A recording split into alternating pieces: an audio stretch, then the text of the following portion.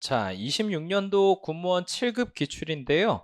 1번부터 쭉 한번 볼게요. 총평은 뭐 카페 이런 데 올렸으니까 여러분들 한번 찾아보시고요. 자, 1번 같은 경우는 조금 이렇게 우리한테 익숙하지 않은 스타일로 출제가 됐는데 결국 무슨 얘기냐? 비례원칙 그 안에 조문 보시면 1호, 2호, 3호 해가지고 적필상 원칙이 있거든요. 그럼 당연히 1호, 2호, 3호 순으로 검토를 해야겠죠? 그래서 단계적 관계를 가진대요. 뭐 그러겠죠, 뭐. 사실 조금 이렇게 뭐 판례가 뭐 이렇게 꼭 순서대로 따져라 이렇게 얘기한 건 아닌데 뭐 당연히 1호, 2호, 3호 순으로 봐야겠죠. 자, 그 다음에 2번 같은 경우는 자 이게 이제 묵시적 의사표시로 우리가 볼 수 있겠느냐 이런 얘기인데 묵시적 의사표시라는 건 실권의 법리 얘기할 때 우리가 따지잖아요. 그럼 거기서의 핵심은 장기간 그냥 어떤 행위를 지속했다, 뭐 어떤 비과세 상태를 방치했다, 이것만으로 묵시적 의사표시가 될 수는 없어요. 거기서의 핵심은 네 글자 알면서도, 우리 조문에서는 행정청이 권한을 행사할 기회가 있음을 알면서도, 기회가 있음에도 방치했다 이런 얘기가 나온 거죠. 근데 일단 착오 때문에 착오가 있어서 어떤 행위를 지속했대요. 이거는 내가 알면서도 지속한 게 아니죠. 그렇기 때문에 나중에 내가 오류를 저질렀구나, 내가 착오였구나 라는 걸 발견해서 이제 와서 이렇게 하던 걸 이렇게 바꿨대. 이거는 묵시적 의사표시를 옛날에 내가 이렇게 줬다가 갑자기 뒤엎는 꼴이 아니라는 거죠. 뭐 그런 얘기입니다. 자, 그다음에 3번 보시면 서울지방병무청 민원봉사 차원에서 너 군대 안 가도 돼. 이걸 믿으면 안 된다. 뭐 이건 너무 클래식한 문제니까 뭐 크게 설명할 필요 없고, 4번은 사실 이거 헌법 문제 아닌가 싶은데 뭐 아무튼 7급이니까 그냥 이렇게 투척한 것 같습니다. 이게 이제 무슨 사안이냐면, 자, 제가 미리 블로그에다가, 사실 이건 스토리를 알면 조금 더 이해가 쉽거든요. 사실 헌법 공부하시는 분들이 헌법 쪽에서 좀 더 도움받을 판례가 아닌가 싶은데, 제 카페 전체 공지가면 블로그가 있는데 거기에 이제 이런 것들을 좀 실제 사안 좀 재밌게 풀어가지고 스토리텔링 해놨단 말이죠. 미리 올려두고 왔으니까 183번 참고하실 분들은 보시면 되고, 그냥 해설 강의 듣고 끝내실 분들은 이거 들으시면 됩니다. 자, 어떤 일이 있었느냐? 군인 연금이래요. 군인이 퇴직했습니다. 자, 퇴직은 이때 한 거예요. 자, 그 당시 법률에 따르면 뭐 연금을 이렇게 쭉 주겠대요. 그래서 뭐 한 20년 동안 받겠구나 라고 기대를 한 겁니다. 자, 근데 문제는 뭐냐면요, 나라에 돈이 없는 거야. 자, 그래가지고 요 중간쯤 받던 중에 갑자기 법이 개정이 됐습니다. 자, 개정이 돼서 어떻게 됐다가 어떻게 변했느냐. 자, 위에 보시면 군인연금 인상률. 자, 이거를 어쨌든 물가가 계속 올라가니까 계속 어느 정도는 좀 높여줘야 이 고생하신 군인분들이 나중에 60세 때 퇴직했어도 80세 때도 생활이 유지가 될 거 아니에요. 지금 5만 원, 우리 옛날 생각해보면 저 어렸을 때 막 냉면 홀에서 먹으면 1,000원 이랬거든요.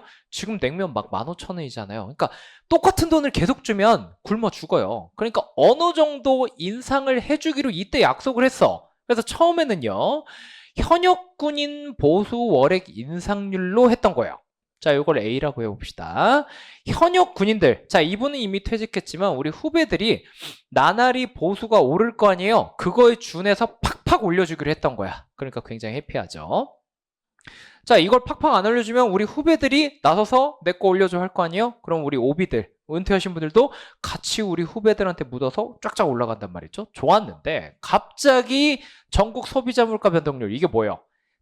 꼴랑 그냥 물가 상승률에 맞춰가지고 오르도록, 자, B 꼴랑 물가 상승률에 연동되도록 바꾼 거예요. 옛날에 우리 후배들 월급 오르는 것만큼 해줬는데 이제는 이렇게 안 좋게 불리하게 바뀐 거죠. 자, 그러니까 이분들이 이제 이게 자기 노후잖아요. 들고 일어난 거예요. 자, 나 지금 굶어 죽으란 얘기냐.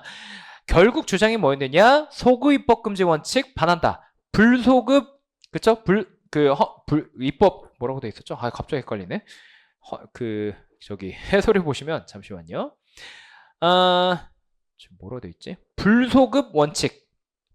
그쵸? 법률 불소급 원칙이죠? 죄송합니다. 제 용어가 헷갈려가지고. 법률 불소급 원칙, 소급입법 금지 원칙, 크게 보면 신뢰보호 원칙이 위반된다고 하면서 헌법재판소 간 거예요. 법을 이렇게 개정한 것 자체가 잘못됐다 라고 했는데 신뢰보호 원칙에 위반되지 않는다고 판단이 됐습니다. 왜 그렇게 판단됐느냐? 결국 이 논리예요. 자, 이 그림 어때요? 진정소급입법이에요? 부진정소급입법이에요? 부진정소급입법이죠. 생각해봐요. 한창 있었던 중에 일이 진행되고 있어. 아직 종결되지 않았네. 그 중간에 개정이 됐으니까 퇴직 시점을 기준으로 보면 소급 입법의 여지가 있지만 앞으로 받아갈 날을 생각해 보면 이거는 장래에 향해서 입법이 된 거잖아요. 그리고 더 중요한 거, 이미 옛날에 받은 거를 불리하게 토해내라고 한 게 아니야. 옛날에 받은 건 그냥 킵하시고 앞으로 받을 것들만 요렇게 조금 아쉽게 우리가 개정해서 장래 지급분에 대해서 적용하겠습니다 라고 했으니까 이거는 따져보면 정말 죄송한데 부진정 소급 입법이고요. 당신이 뒤통수 맞는 사익에 비해서 공익이 훨씬 큽니다. 그러니까 허용이 됩니다. 이렇게 이제 결론이 났던 겁니다. 그래서 이미 연금 지급이 개시가 돼가지고 받던 분들도 이거 허용된다고 본 거죠.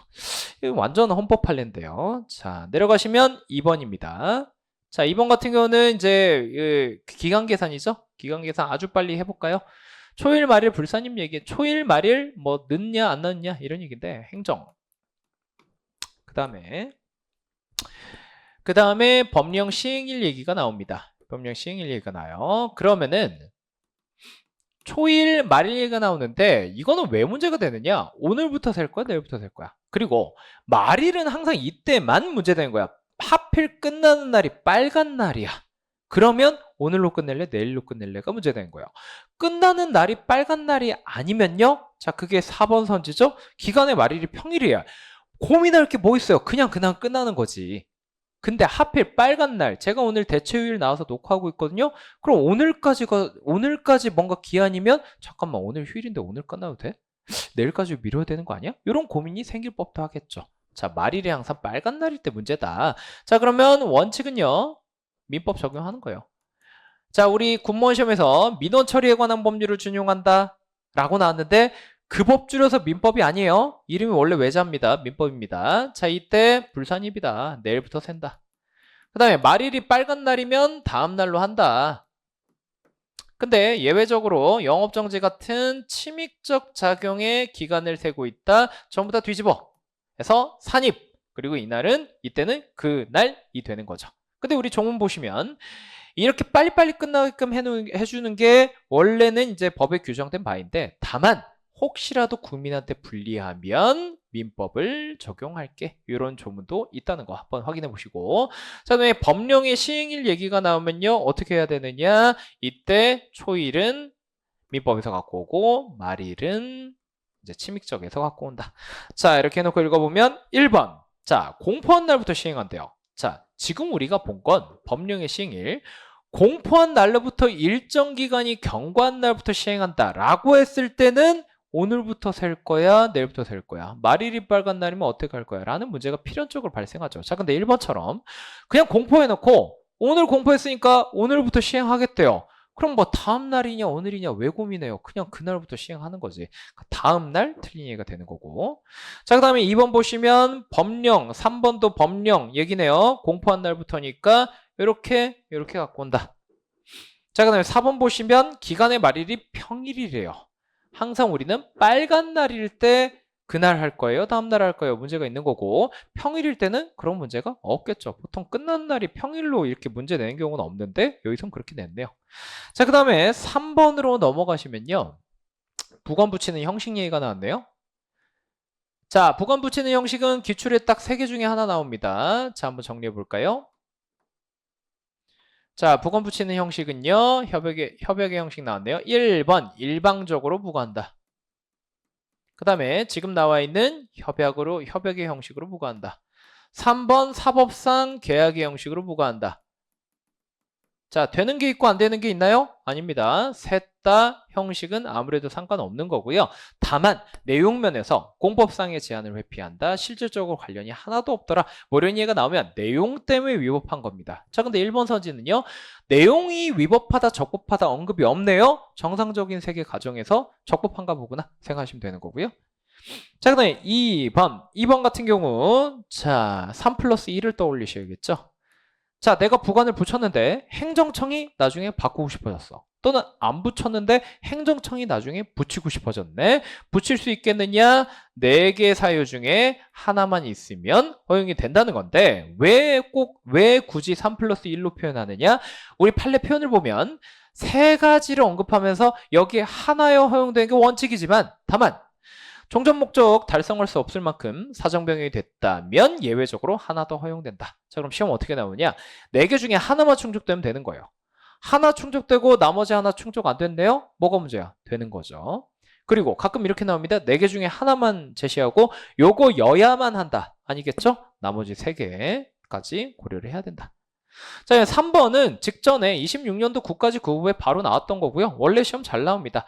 원래 절차 형식상 하자는 어떻게 되죠? 원칙 취소 사유입니다. 근데 예외가 2가지 유형이 있잖아요. 첫 번째와 두 번째고, 첫 번째가 시험에 자주 나왔죠. 최근에 많이 나왔고요. 대표적인 사례가 얘입니다. 너무너무 중요한 절차 형식이기 때문에 무효가 된다. 폐기물 처리 시설 입지를 선정하는데 주민들이 원하는 전문가는 다 빼버렸대요. 이 주민들은 이제 환경 오염 때문에 죽어가겠죠. 너무 중요하다, 무효다. 또 과세전 적부 심사하기도 전에 과세 처분 때렸다. 그것도 무효다. 환경 오염 평가 아예 누락해버렸다. 그것도 무효죠. 자, 그 다음에 예외 2번은 뭐냐? 환경 오염 평가 부실하게 한 경우가 대표적 사례고요. 당장은 위법하지 않다고 봐요. 일단 절차 위반한 거 킵해놨다가 나중에 재량권 일탈남용 판단할 때, 내용상 하자 판단할 때 그때 한 가지 요소로 고려를 한다. 그러니까 당장은 취소 사유도 아니고 무효 사유도 아니고 뭣도 아니다. 일단 킵해놓는다. 자, 4번 보시면 시정명령 위반죄 얘기가 나왔네요. 자, 기본적인 전제 명령 처분이 적법해야 돼. 위법하냐 적법하냐만 따지면 되는 거지 효력 유무를 따질 필요는 없어요. 이유가 뭐죠? 명령 위반죄는요, 명령이 조금이라도 위법하면 무죄예요. 그러니까 취소 사유든 무효 사유든 구분이 필요가 없겠죠. 그래서 형사법원은 위법성을 심사해서 조금이라도 위법하면 무죄 때릴 수 있는데, 자, 저 명령 처분에 효력을 부인할 수 있나요? 그거는 안 되는 거죠. 형사법원, 민사법원은요, 처분의 효력을 부인할 수 없습니다. 왜? 행정법원이 아니니까 취소 판결을 애초에 선고할 수가 없겠죠. 그런 얘기입니다. 자, 넘어갑니다. 4번. 4번. 뭐 이거 맨날 기본 강의 때 그냥 지나가는 얘기로 항상 언급하지만 자기구속의 원칙은 평등의 원칙, 신뢰보호 원칙에서 파생이 되기 때문에 명시적으로 규정이 없어요. 나머지 애들은 다 있어요. 비례 원칙, 평등의 원칙, 신뢰보호 원칙, 그 다음에 부당결부 금지 원칙, 신의칙 다 있단 말이죠. 자, 그 다음에 2번. 자, 중요사항이면 그러면 위임이 안 되겠죠. 중요하지 않다는 전제하에 위임이 가능한 거고 그 다음에 따지는 게 포괄적으로 위임이 가능합니까? 원칙적으로 포괄 위임은 금지되지만 예외적으로 허용된다. 예외적으로 허용될 때 나오는 표현 자치법적 사항이다, 조례다, 뭐 이런 얘기 나오겠죠. 자, 3번. 부작위 위법 확인 소송 얘기 나오는데 여기서 말하는 부작위와 여기서 말하는 행정입법 부작위는 완전히 다르죠. 왜? 부작위 위법 확인 소송의 부작위는 처분의 부작위, 행정행위의 부작위. 법규명령의 입법 부작위는 행정입법 부작위. 그러니까 이렇게는 매칭이 안 되고요. 뭘로 가야 되느냐? 국가배상 청구로 돈 달라고 해라. 군법무관 보순 사건, 그 다음에 특정 다목적 댐법 사건.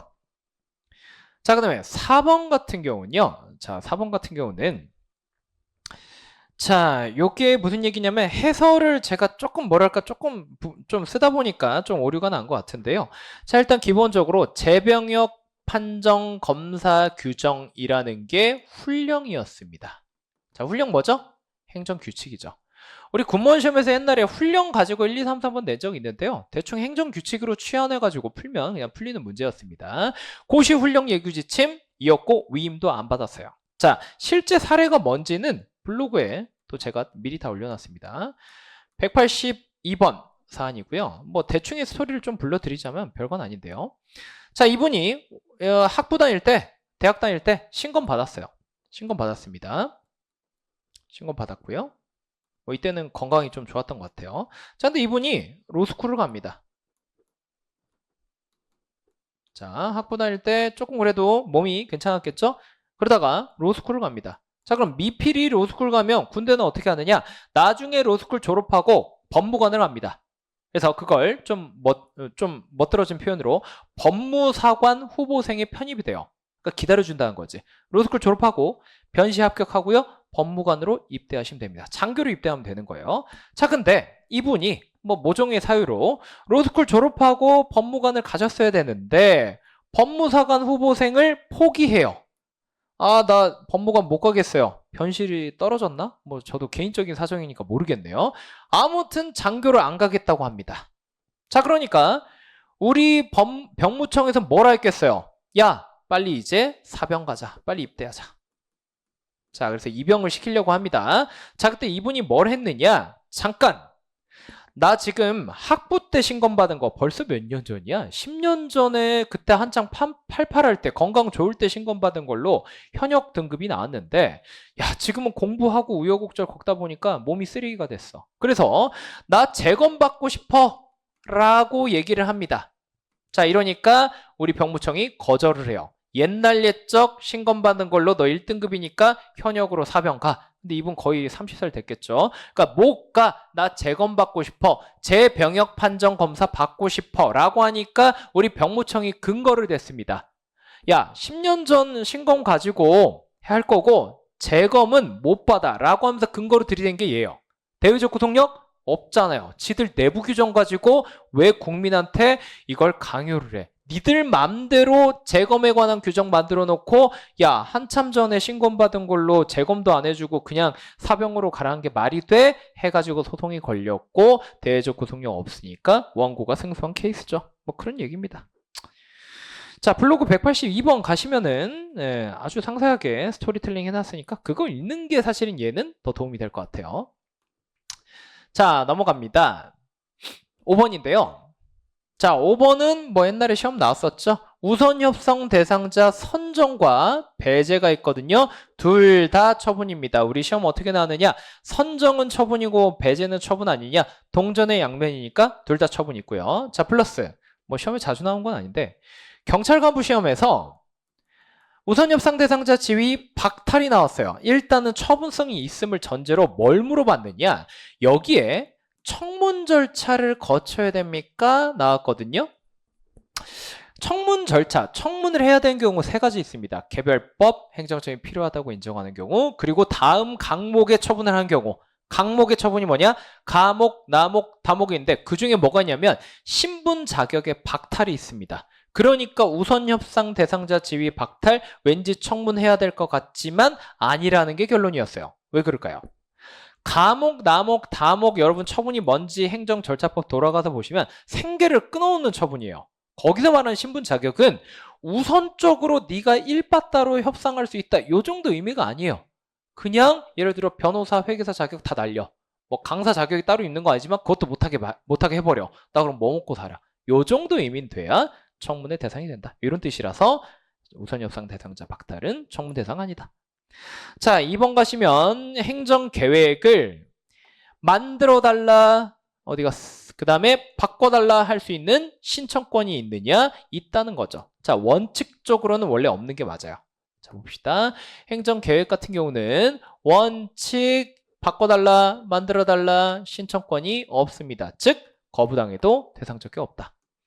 자, 근데 예외 두 가지 부류가 있는데요. 무슨 구역 내 토지 소유자, 무슨 단지 내 토지 소유자가 있고요.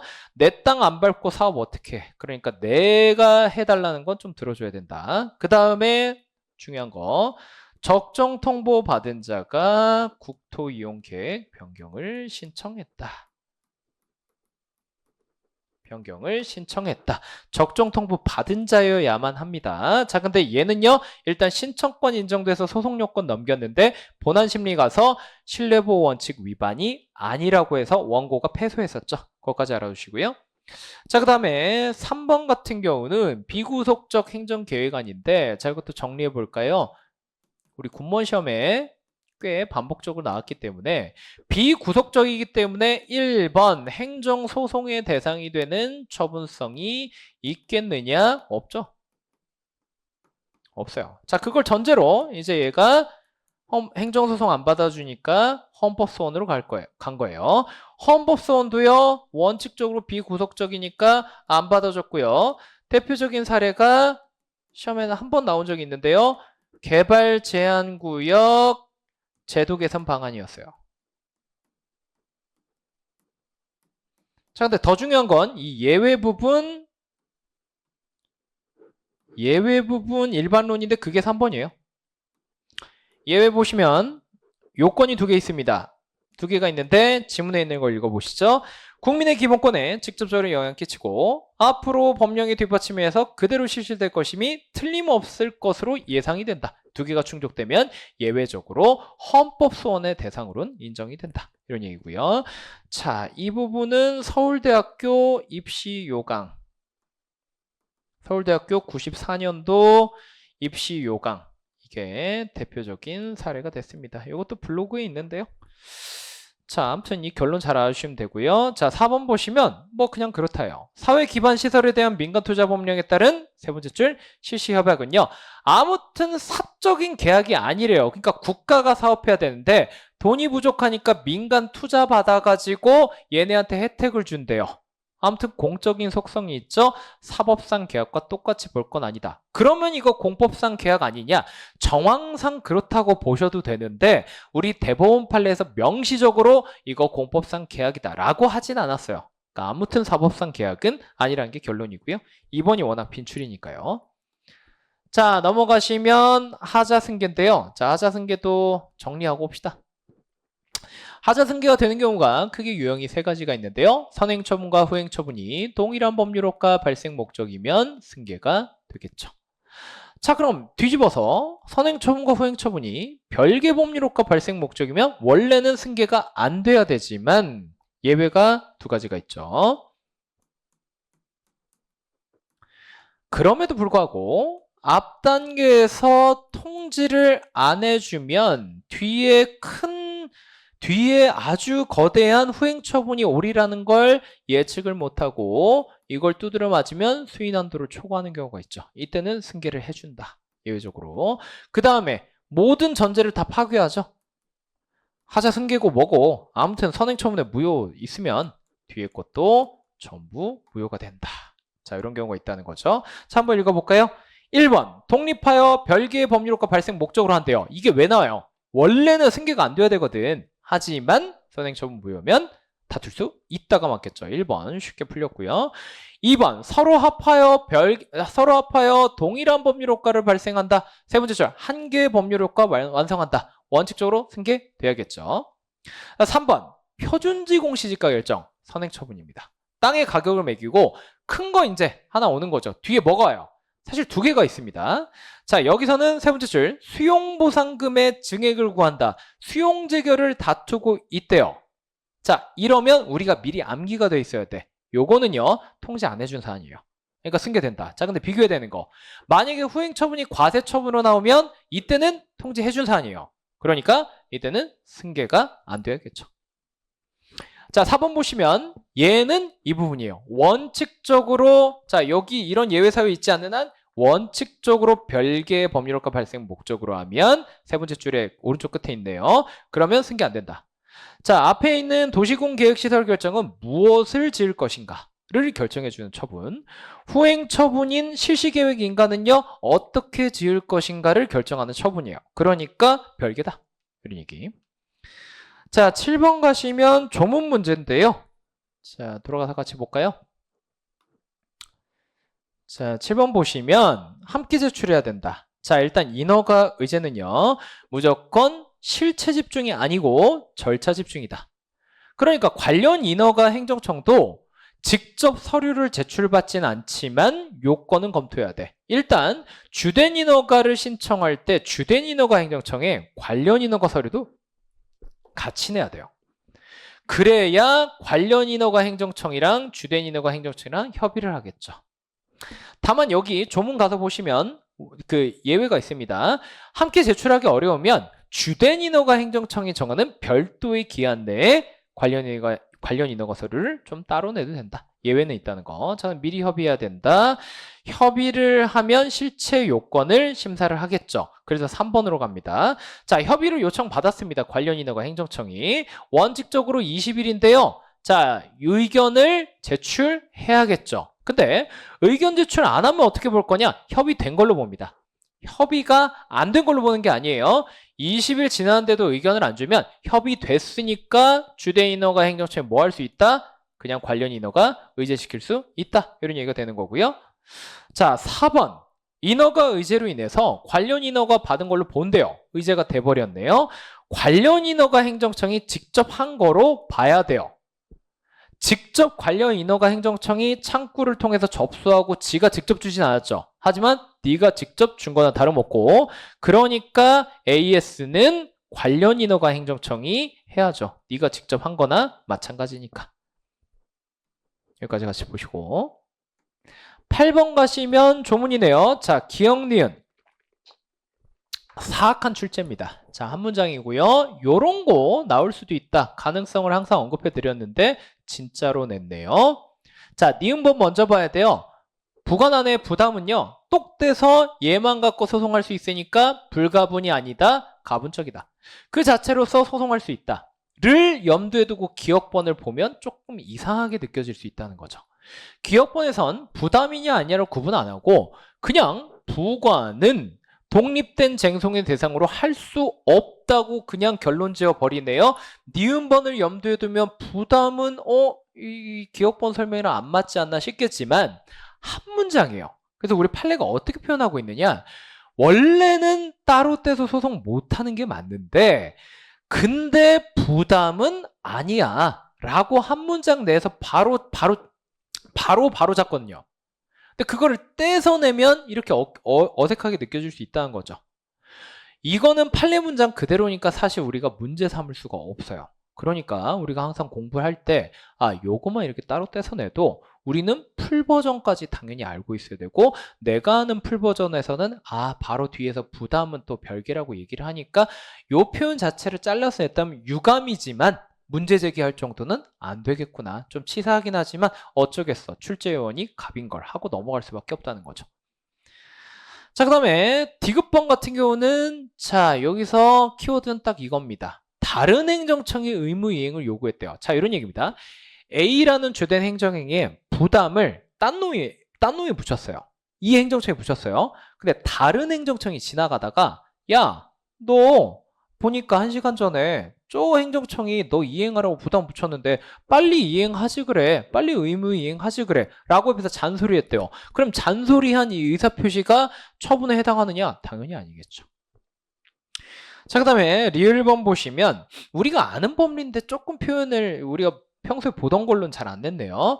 자, 특별히 연장해준다는 제도가 없대요. 이 앞에 건 TMI죠. 그럼 유효기간 경과하면 당연히 허가, 원칙, 소멸이죠. 자, 성질상 부당이 짧다 이런 언급도 없잖아요. 당연히 기간 지났으면 허가 없어진다. 그럼 다시 허가를 받았대. 그럼 이 허가 뭐예요? 새로운 허가잖아요. 무슨 갱신이야. 왜 계속이 돼? 다시 허가를 받았는데 없어지고 다시 받았다. 원칙을 묻고 있죠. 자, 넘어가시면 9번. 자, 우리 신고제는 크게 두 가지가 있죠. 수리를 요하지 않는 신고, 자완신과 수리를 요하는 신고, 행료신이 있죠. 자완신은 자, 이런 거 싫어하긴 하는데 지읒, 자완신 여기에 근거가 있고 비교해야 되는 거. 기본법에 뭐가 있다? 행료신 있다. 실제로 소방공무원 시험에서 두세 번 나왔습니다. 자, 아무튼 행정절차법에 뭐가 규정돼 있대요. 자완신 얘기지. 그리고 읽어보면 자완신이야. 통지함으로써 의무가 그걸로 끝나. 뭐가 필요 없대요? 수리 처분이 필요가 없다. 자, 그리고 여기서 통지라는 건 기본적으로 뭘 전제하죠? 도달된 걸 전제하죠. 그쵸? 자, 그 다음에 요건을 갖추지 못한 신고서가 제출됐대요. 자, 이 요건이란 건 뭡니까? 자완신 특성상 실체적 요건이 될 수 없고 형식 요건이 되겠죠. 자, 그럼 원래는 효력 발생 못해. 하지만 자, 이거 군무원 또 나왔네요. 옛날에 우리 군무원 시험에서 보완 요구할 수 있다 했다가 복수정답 처리됐거든요. 이번에 맞게 냈네. 보완 요구 의무가 있어요. 왜냐? 서류 하나 빼먹었다고 바로 바꾸놓으면 좀 그렇잖아. 보완을 꼭 요구해야 되고 얘가 끝까지 반영을 안 하면 비로소 거부할 수 있다, 반려할 수 있다. 이런 얘기가 나오죠. 그래서 보완을 요구해야 된다. 자, 2번 가시면 확약한 후에 사정이 변경됐다. 이거 뭐는 얘기죠? 옛날에 약속을 했는데 기속되지 않는 경우가 있대요. 약속을 했는데 약속 그냥 모른 채도 되는 경우가 법에 두 개가 있습니다. 첫 번째가 사정 변경이고요. 그 다음에 두 번째가 확약이 처음부터 위법한 경우. 마약 사줄게. 이런 약속은 모른 채도 되겠죠. 자, 이때 확약이 기속되지 않아요. 자, 그리고 중요한 거 판례가 자, 사정 변경 됐대요. 별도의 의사표시 없이 옛날 약속은 이미 실효된 거다. 근데 조문에 뭐라 돼 있죠? 이거 얼마 전에도 해커스 홈페이지에 질문 올랐던데 이미 별도 의사표시 없이 실효됐어. 근데 법조문에 뭐라 돼 있느냐? 별도 의사표시 필요 없다고 판례가 그랬는데 지체 없이 통지하래요. 그럼 이게 상충되는 거 아니냐? 수업 시간에 항상 강조해서 말씀드리죠. 별도의 의사표시 없이 이미 실효된 걸 나중에 통지를 해주라는 얘기지 통지함으로써 비로소 실효된 게 아니에요. 아시겠죠? 자, 3번. 다른 행정청과 협의를 해야만 확약을 할 수 있대요. 자, 아빠가 나 뭐 사준대. 장난감 사준대. 내가 딱 보니까 이거 엄마가 싫어할 것 같은데 라는 생각 들면 아빠는 사실 뭘 해야 되는 거예요? 다른 행정청과 엄마와 미리 어디서 하기 전에 거쳐야 된다. 협의를 거쳐야겠죠. 자, 근데 문제는 이겁니다. 자, 해설 한번 볼까요? 요거는 내가 수업 준비하다 보니까 처음에 풀 때는 이상한 점을 못 느꼈는데 풀다 보니까 살짝 이상하다는 거죠. 여기에 지금 우리가 저기잖아요. 그 9번 해설이잖아요. 자, 해설지 그 6페이지인데요. 물론 행정절차법 40조의 2 사망에 보면 이런 내용이 있는 게 맞아.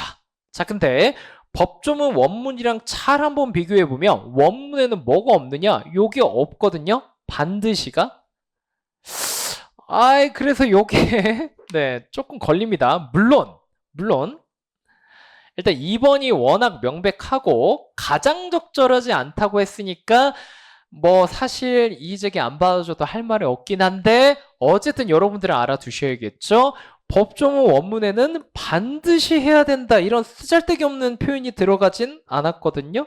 그래서 이거는 그 확정 답안, 저는 이제 가답안 기준으로 일단 쭉 설명을 드리는데 출제 의도에 맞춰 설명드리는데 확정 답안에서 혹시 3번도 복수정답 처리했는지를 우리가 좀 확인해 볼 필요는 있다. 엄밀히 말하면 반드시란 얘기는 없습니다.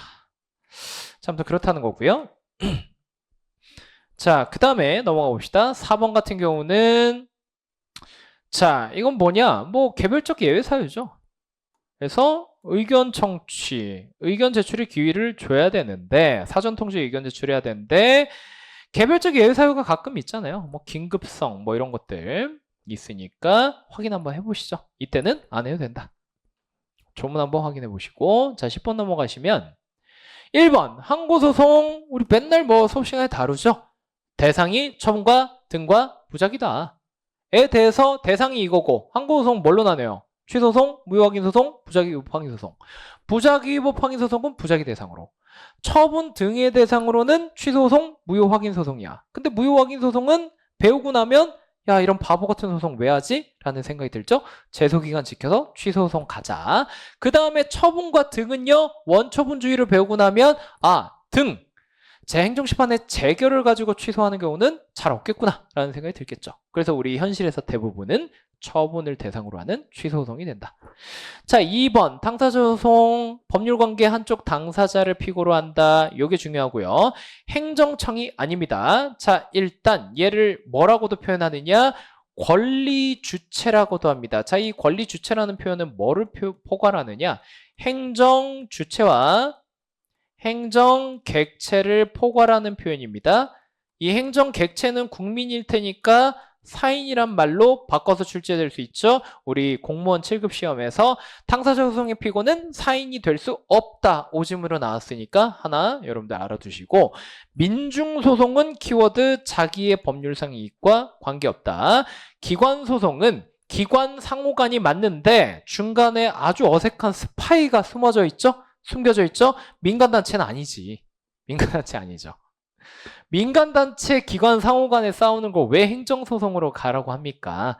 법조문 원문 보시면 국가나 공공단체의 기관끼리 싸우는 소송을 말한다. 민간단체는 아니다. 자, 행정조사 기본법 군무원 시험에서 조문 갖고 여러 번 냈습니다. 요것도 옛날에 정답 선지로 그대로 나왔어요. 법령을 준수하도록 유도하는 거지 처벌에 중점 두는 게 아니다. 자, 니은번 당연한 얘기죠? 설명 안 해도 되지 않을까요? 목적에 적합해야 되고. 디귿번 당연한 거 아닙니까? 타인에게 제공하고 나 주식 투자할 때 쓰고 안 되겠죠. 그 다음에 리을번 다른 법률에 따르지 않고는 잠시만요. 이게 11번이죠. 다른 법률에 따르지 않고는 행정조사의 대상자 또는 내용을 공표하거나 직무상 비밀을 누설해서는 안 된다. 그렇겠죠. 함부로 쓰면 안 된다. 자, 그 다음에 미음번 최대한의 범위 아니겠죠? 최선의 범위입니다. 행정조사는 기본적으로 침익적이다. 자, 근데 뒤에 부분은 맞는 얘기죠? 남용하면 안 되고. 자, 비읍번 유사하거나 동일하면 공동으로 조사해야 된다. 중복되지 않게 해야 된다. 행정조사 똑같은 걸로 7, 8, 9, 10, 11, 12 하면 하반기 그냥 다 영업정지나 마찬가지죠. 자, 그런 얘기가 되고 너무 당연해서 약간 제가 놓친 게 있나 하고 잠깐 뇌정지가 왔네요. 자, 12번 재량이래요. 재량행위. 일부 취소 판결. 자, 일부 취소는 항상 주어를 봐야 돼. 주어를. 법원은 재량권 침해, 행정부의 재량권 침해하면 안 되니까 재량행위 일부 취소 판결 안 돼요. 자, 근데 우리가 주의해야 될 게 있어요. 지금은 진짜 하나의 처분을 일부 취소한다는 의미니까 안 된다가 맞아. 자, 근데 우리 시험 잘 나오는 거 이런 표현 나오기 시작하죠. 외형상 하나의 행정행위다. 또는 위반 행위가 여러 개다. 자, 이런 얘기가 나오기 시작하면 사실 처분이 여러 개란 얘기예요. 이 여러 개 중에 일부를 취소한대요. 그럼 취소당한 요 처분을 기준으로 보면 전부 취소당한 거예요? 일부 취소한 거예요? 전부 취소죠. 그러니까 요게 어디서 빈번히 나오느냐? 정보 청구 비공개 결정. A정보, B정보, C정보 주소했는데 싹 다 거부당했네요? 내가 소송하고 있어. 판사님이 보기에 A정보 거부 처분은 취소시켜서 공개를 해줄 거야. 말은 일부 취소를 명한다는 얘기가 나오지만 지금 1번에서 얘기하는 재량이 일부 취소 판결하고는 결이 다르죠. 그거 하나 주의해 두시고. 그러면 주어가 행정심판위원회야. 취소 재결인 거죠. 처분청이야. 직권 취소죠. 재량행위 일부 취소 제한이 없죠. 왜냐? 행정부의 재량권 침해 소지가 없는 거죠. 행정부 안에서 행정심판위원회가 우리끼리 재량권 침해를 한다? 이런 거는 이제 말이 안 되고, 처분청이 지가 직권 취소하는데 내가 내 재량권 취소한다? 말이 안 되죠. 그러니까 제한이 없다. 자, 2번 당연무효 행정처분을 소송 목적물로 한다. 사정판결 안 되죠. 뭐만 되죠? 취소소송만 사정판결이 가능하죠. 기각판결의 일종이죠. 3번 잘 나옵니다. 자, 처분을 취소해야 되는 건 맞아. 원래는 어떤 표현이 나오죠? 원고 청구가 이유가 있더라. 이런 얘기가 나옵니다. 즉 처분이 위법하다. 자, 얘는요 기준 시점 언제? 처분시. 그럼에도 불구하고 처분시 때인데 재판을 하다 보니 몇 년 동안 공공복리, 공동체의 이익이 집적이 됐어. 누적이 됐어. 그래서 공공복리에 적합하지 아니하다. 자, 이 부분은요. 기준 시점 다릅니다. 사변종이고 판결시 기준이에요. 둘을 바꿔서 잘 냅니다. 자, 4번. 행정심판에 그대로 적용됩니다. 왜 그렇죠? 행정심판은 사법 절차를 준용한다. 자, 비교해야 되는 게 있는데요. 자, 판례가 있습니다. 내부 시정 절차라는 얘기가 나오는데 이게 뭘까요? 네 글자로 줄이면 요거 이의신청이에요. 이의신청에선 처추변할 때 기사동 필요 없다라는 얘기가 나오죠.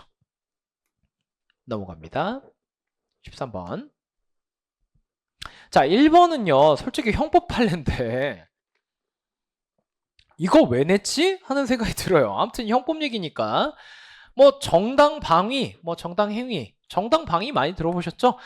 강도가 뭐 여자 연예인 집에 쳐들어와서 그 여자 연예인 여배우께서 거의 죽도록 팼잖아요. 근데 뭐가 문제였어요? 지금 이 강도가 오히려 고소를 했죠. 이거 정당방위라고 볼 수 없다. 너무 심하게 팼다. 그러니까 우리나라가 정당방위 인정 범위가 굉장히 적어요. 자, 정당방위란 건 뭐냐면, 자, 저는 강도가 들어왔길래 내가 팼어. 폭행한 것까지 인정을 해요. 하지만 그럼에도 불구하고 정당한 방위였다. 방위행위였다. 그러니까 봐달라. 이런 얘기예요. 자, 그럼 볼게요. 경찰이 처음에 위법하게 행위를 했어요. 그러니까 시위대가 경찰 두드려 팬 거죠. 밑에 보시면 장비 뺏고 막 죽어라 때린 거예요. 자, 이러면 무조건 정당한, 얘가 위법한 행위 먼저 시비 걸었으니까 무조건 정당방위냐? 아니에요. 얘가 그냥 딱밤 때렸는데 허리를 접어놨대. 이런 거는 해당이 안 되겠죠. 그래서 실제 사안을 보니까 경찰을 너무 심하게 팼어. 그래서 해당하지 아니한다. 뭐 낸 건데요. 아니, 이거는 그 개별 사안마다 당연히 그 결론이 다를 수 있고, 그리고 더 중요한 건 이게 행정법이랑 뭔 상관이죠? 아무튼 냈습니다. 자, 그 다음에 2번. 자, 2번 같은 경우는 저기 좀 설명할 게 있죠? 이 얘기잖아요. 금전부가처분 있고요. 자, 근거 법률은 A야. 이 A 법률에 대해서 위헌 결정이 내려졌습니다. 자, 그럼 중요한 건 이겁니다. 위헌 결정이 소급적으로 영향을 미치느냐? 이때 아무나 소급표를 다 인정하는 게 아니라 제소기간을 따져봐야죠. 그래서 제소기간을 지켜서 이에 대한 취소소송 제기했으면 소급표가 미치니까 저 부가처분은 취소 사유가 발생하고, 제소기간을 놓친 게을러 빠진 놈이네 소급표가 안 미치니까 저 처분은 완전히 하자없는 적법한 처분이 된다. 자, 그럼 여기서 이제 얘기가 누구를 기준으로 이어지느냐? 요놈 기준으로 이어지는 거예요. 얘는요, 이미 이 부가처분을 작살 냈으니까 이미 싹을 잘라놓은 거야. 도감매청 스토리로 이어지지 않아. 다만 얘는 소급표가 안 미쳐서 얘한테는 요게 완전히 적법한 처분이니까 안 내면 그럼 행정청이 입이 귀에 걸려가지고 체납 처분을 이어간다는 거죠. 자, 근데 문제는 조세법 특유의 구조상 징수에 관한 법률은 얘랑 별개라는 거죠. 그러니까 얘랑 얘는요 별개가 맞아요. 하지만 우리 판례는 어떻게 보죠? 모르겠고 별개인지 뭔지 뭐 아무튼 별개 맞는데 몰라. 위헌 결정의 기속력이 미치니까 얘네 다 진행하면 안 되고 진행한다면 무효가 됩니다. 이런 얘기를 하죠. 자, 그러면 간단한 선지 같아 보이는데 생각보다 설명 길죠? 2번 보시면 과세 처분이 있은 후 위헌 결정이 내려졌다. 조세채권의 집행, 체납 처분 요런 얘기죠? 무효다.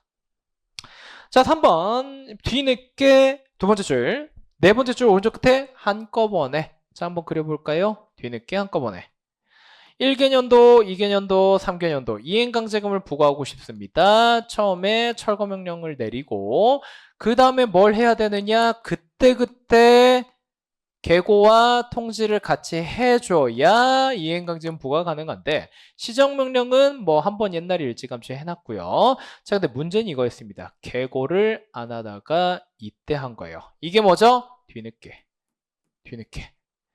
그러면 부과할 수 있는 연도는 3개년도 뿐이야. 자, 근데 우리 거기서 뭐라 그랬죠? 키워드? 한꺼번에 1개년도, 2개년도까지 때린 거예요. 자, 그럼 결론 어떻게 되느냐? 요때 1개년도, 2개년도가 무효가 된다는 거죠. 그래서 그거 읽어보시면 끝에 부분 취소 사유다? 아닙니다. 무효 사유예요. 자, 4번. 자, 요것도 간단하죠? 감액과 증액이 나왔네요. 감액과 증액 한번 따져볼까요? 1월 1일자로 100만원 처분이 나왔습니다. 감액 증액해야 되니까 두 가지 그려볼게요. 그런데 이때 감액 경정이 나오거나 또는 증액 경정이 나왔대요. 자, 아주 간단하죠. 우리 소음적으로는 어떻게 풀면 됩니까? 이때 감액 같은 경우는 이때 별도의 처분이 있는 게 아니라 원래부터 감액이 된 걸로 봐서 요거 갖고 소송하면 된다. 증액은요, 요게 아니고 여기에 흡수 소멸된 걸로 본다. 자, 한번 읽어볼까요? 과징금 부가처분이든 조세가 됐든 뭐가 됐든 상관없습니다. 금전부과가 있고 부가처분의 하자를 이유로 감액을 했네요. 그러면 감액된 부분이래요. 감액된 부분이 뭐예요? 마이너스 80. 깎은 부분에 대한 오른쪽에 대한 청구는 소익이 없다. 이미 깎여 있고 취소되고 남아있는 부분, 이미 변경된 원처분 갖고 소송해야 된다. 자, 그 다음에 저기 14번으로 넘어갈 건데요. 14번에 1번은 조금 민법 얘기 아닌가 싶은데 뭐 가끔 소멸시효 얘기 나오니까요. 자, 소멸시효라고 한다면 권리 위에 잠자면 안 된다는 거죠. 자, 그러니까 내가 돈 받을 권리가 있으면, 자, 돈 받을 권리 위에 누워서 주무시고 계시네요. 너무 오래 주무시고 일어나면 소멸이 된다. 즉 무슨 얘기요? 돈 받을 권리 있으면 빨리빨리 행사하라고요. 권리 줬는데 왜 먹질 못하니? 이런 얘기요. 자, 그러면 이 소멸시효 기간이 이제 진행되면 끝나는데 중간에 이런 경우가 있다고요. 인강으로 치면 일시정지와 중단이 있다고요. 그러니까 이 소멸시효는 진짜 불가피한 사유가 있다면 진행이 되다가도 멈추는 경우가 있어요. 그쵸? 자, 그래서 권리를 행사할 수 없다면 일단 멈춰줘요. 주는데 법률상의 장애 사유만 들어가요. 법률상의 장애 사유만. 얘만 들어가고 뭐는 안 들어가느냐? 사실상의 권리 존재나 행사 가능성을 알지 못했다. 그 다음에 알지 못한 데 대해서 나 과실 없습니다. 억울해요. 이런 거 안 봐줘요. 네가 알았든 몰랐든 진짜 내가 법을 몰라서 내가 소멸시효 몰라서 그래서 행사를 못했어요. 이 채권이 없는 줄 알았어요. 이런 현실상의 변명거리는 안 받아주고요. 무조건 법적으로 진짜 내가 행사하고 싶었는데 법적으로 진짜 내 손을 묶어뒀다. 이런 사유가 있어야 이런 버튼이 작동한다. 뭐 이런 얘기입니다. 자, 2번 중과실 뭐냐? 제가 수업 시간에는 사람 새끼 아니다 라고 하지만 우리 판례는 거의 고의에 가깝다. 그래서 우리 어떻게 보죠? 경과실과 고의중과실을 나눠서 보잖아요. 법적인 취급이 똑같다. 물론 형법에서는 아니지만. 자, 3번 보시면 경과실 구상 얘기 나오는데요. 자, 구상이란 거 한번 개념 잡아봅시다. 자, 방금 강조했듯이 경과실과 고의중과실 우리 거의 똑같이 보죠?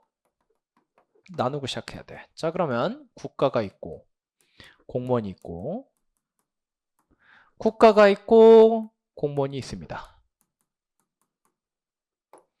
자, 이때 최종적인 책임 귀속 주체를 따져야 돼요. 자, 경과실일 땐 공무원 면책이죠. 국가가 책임을 지죠. 고의중과실일 땐 공무원이 책임져야죠. 국가가 책임지면 안 되겠죠. 자, 그럼 구상이란 말은 언제 나오느냐? 당연히 동그라미 친놈들이 배상을 해야 되는데 현실에선 어찌어찌 하다 보면 X 친놈들이 동그라미 친놈 대신 먼저 배상하는 경우가 생긴다고요. 자, 그럼 뭐 해야 돼요? X 친놈들은 동그라미 친놈한테 돈을 이렇게 받아야겠죠. 이렇게 받아야겠죠. 이때 나오는 개념이 구상이에요. 그 구상은 항상 뭐예요? 내가 궁극적인 책임자가 아닌데도 돈을 먼저 내보냈다? 그러면은 원래 돈을 배상했어야 될 놈들한테 대신 내놔라 라고 하는 사후적인 조치를 말하는 거죠. 자, 3번 볼까요?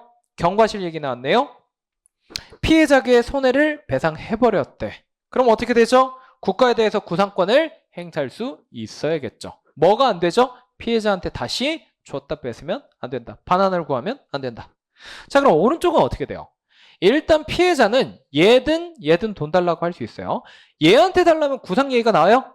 동그라미 친 놈이 배상하고 끝났으니까 필요 없지. 근데 얘한테 가면요.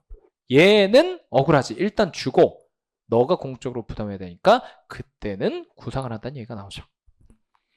자, 4번은 해설에 뭐 이런 3조 같은 조문이 있더라.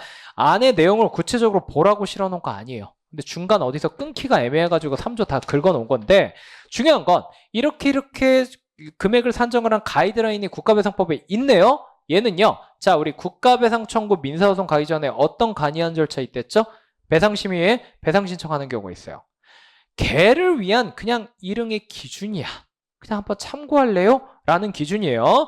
이걸 가지고 나중에 민사소송 갔는데 판사님 3조에 있는 그대로만 하세요. 이거 수학 공식처럼 계산기 두드려가지고 이렇게 계산해 주세요. 라고 이게 상한이니까 구속을 받으라고 할 수 있겠냐? 아니다.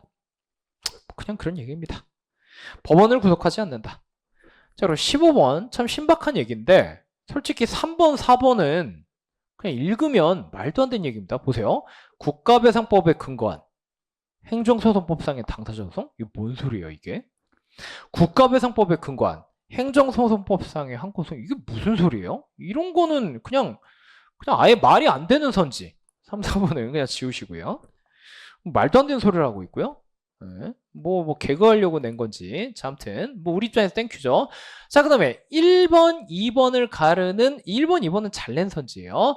가르는 가장 중요한 요소는 뭐냐? 이미 대집행이 끝났다는 거죠. 성결 문제에서 엄청 중요한 판례 있잖아요. 위법한 대집행인데 이미 철거가 완료돼서 소의 이익이 없는 거야. 나는 취소소송 가고 싶지만 어차피 가봤자 각하야. 그러니까 우리가 뭘 가죠? 위법한 행위를 한 공무원 이거 돈 내놔라. 그때 나오는 판례 표현 엄청 많이 나오죠. 미리 취소 판결이 있어야만 손해배상 청구를 할 수 있는 건 아니다. 자, 1번 취소소송 하자 승계든 뭐든 그게 중요한 게 아니라 소의 이익이 없다고요. 그러니까 2번 민사소송으로 국가배상 가고 3, 4번은 이제 개그인 것 같아요. 그래서 말도 안 되는 얘기 그냥 X 치시면 되고. 자, 16번 뭐 이거는 뭐 소송도 그렇고 심판도 그렇고 청구가 적법하지 않대요. 자, 우리 구분해야 되는 게 청구가 적법하다랑 어딨어? 청구가 이유가 있다. 아예 다른 얘기입니다. 청구 자체가 적법하다, 부적법하다 또는 소재기가 적법하다, 부적법하다. 민증검사 못 거쳤다. 이 얘기죠. 소송 요건을 갖췄느냐 못 갖췄느냐. 각하할까 말까. 행정심판도 마찬가지. 청구 요건을 갖췄느냐 못 갖췄느냐. 그 얘기를 말한 거고 청구가 이유가 있다는 건 본안심리 와보니까 원고 내지 청구인의 주장에 그를 뒷받침하는 논거가 탄탄하더라. 즉 인용할 건가 기각할 건가 그 문제예요. 자, 이것만 구분하시면 되죠. 적법하지 않으면 각하한다. 그 다음에 이유가 있다 없다 기각한다. 있었으면 인용했겠죠. 자, 그 다음에 취소 심판 청구 이유가 있다 인용 재결 나야겠네. 세 가지 있죠. 취소 재결, 변경 재결, 변경 명령 재결인데 행정심판법이라는 일반법엔 뭐가 없다? 취소 명령 재결이 없습니다. 자, 주의해야 되는 게 왜 이게 헷갈리냐면 국가공무원법 소청심사를 가면 취소 명령 재결이 있거든요. 일반법에는 없다. 자, 3번은 사정 재결 잠시만요. 아니야. 죄송해요. 헛소리 했네요. 자, 밑에 있는 4번이 사정 재결인데 죄송합니다. 자, 3번 먼저 볼게요. 여기도 의무이행 심판 이유가 있다 인용 재결이 있네요. 자, 그러면 의무이행 심판 인용 재결 두 가지죠. 처분 명령 재결과 처분 재결. 뒤에 거 안 된다고 했으니까 틀린 얘기고 4번이 사정 재결이죠. 자, 심판 청구가 이유가 있다. 즉 처분이 위법 또는 부당하다. 자, 행정심판이니까 부당도 들어가고요. 일단 네 말이 맞는데 이제 와서 인용하자고 생각해보니 공동체 이익이 현저히 위협받는다. 라고 한다면 자, 우리 소송이랑 똑같네요. 주문의 처분이 문제 있다는 걸 명시를 하고 결국 기각시키는 거죠. 그래서 사정재결 한번 읽어보시고 자, 비교해 놓을 거. 소송은 취소소송에서만 사정 판결이 가능하지만 그 행정심판 같은 경우는 자, 여기서 그냥 심판 청구라 했지만 자, 법조문에서 뭐라고 하느냐? 무효 확인 심판에서는 사정 재결이 안 된대요. 자, 그럼 결과적으로 뭐만 남아요? 취소 심판과 의무이행 심판에서는 사정 재결이 가능한 거죠. 의무이행 심판도 사정 재결이 가능하다는 거 같이 알아두시고요. 넘어갑니다. 자, 17번입니다. 17번 가시면 자, 1번, 2번 이런 걸 내나 싶은데 민중소송이든 기관소송이든 얘네는 객관소송이죠. 그래서 얘네는 그냥 취소소송하고 비슷하면 그 규정 준용하고 무효확인 소송이랑 비슷하면 그 규정 준용하고 부작위 위법 확인 소송이랑 비슷하면 그 규정 준용하고 당사조송이랑 비슷하면 그 규정 준용하라는 얘기예요. 그러니까 민중기관소송은요. 법에서 정하는 아주 예외적인 경우에만 허용되다 보니까 딱히 정해진 룰이 없어. 그래서 네가 지금 청구하려는 게 보통 우리가 배우는 취무부 당사자소송 중에 이 넷 중에 뭐하고 좀 비슷한 구조야. 그러면 거기서 배운 여러 가지 내용을 갖다 써라. 이런 얘기예요. 자, 근데 2번은 공직선거법인데 자, 좀 이거는 이딴 거를 내나. 그 공직선거법은요. 조문이요. 279개입니다. 요거 하나 나왔다 그래서 279개 조문 공부하실 거예요? 그럴 순 없겠죠.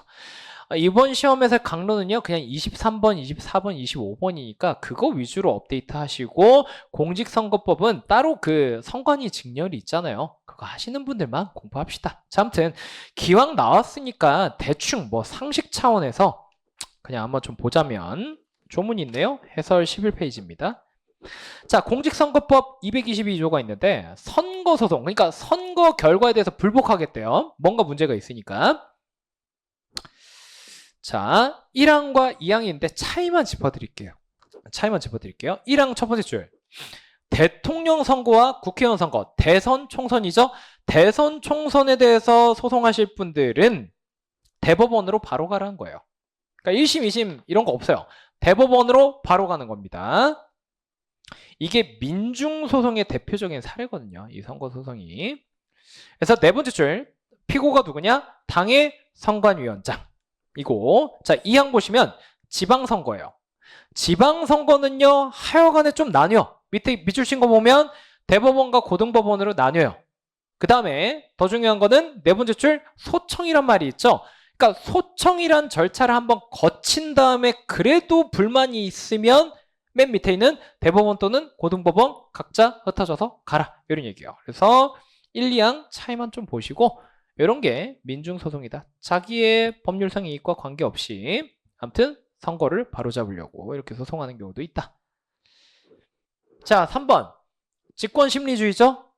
필요한 경우에 한해서, 물론 우리 판례는 이렇게 해석하죠. 일건 기록에 현출된 사항에 한해서 직권으로 증거조사할 수 있고 주장 안 한 것도 판단할 수 있다. 취소소송에서 배운 거고 별말 없으면 부작위, 무효확인 소송, 아무튼 행정심판, 당사자 소송에도 준용이 된다.